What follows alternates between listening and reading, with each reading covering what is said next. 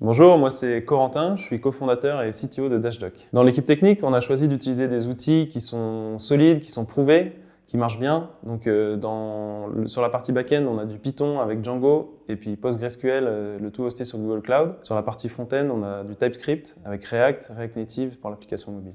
Pour travailler sur le produit, on utilise une méthode qui s'appelle ShapeUp. Donc on va avoir des cycles de 6 semaines où une équipe de 2 ou 3 personnes, 2 ou 3 développeurs va travailler avec un product manager et un designer pour essayer vraiment de résoudre un problème des utilisateurs. Et ensuite, on a 2 semaines de ce qu'on appelle cool down, où là, le but, ça va vraiment être d'apporter de la qualité dans le code avec du refactoring, de la résolution de bugs ou alors de la formation en interne. Et c'est vraiment porté par l'équipe technique. Moi, je trouve qu'il y a plein de choses qui sont hyper intéressantes dans le transport routier. Alors déjà, côté technique, on a une vraie complexité dans la modélisation des données.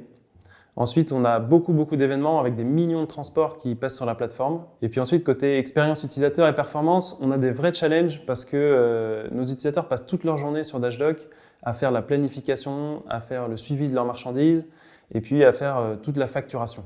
Ensuite, ce qui est hyper enrichissant, c'est le côté apprentissage. En fait, on va interagir avec tous les corps de métier.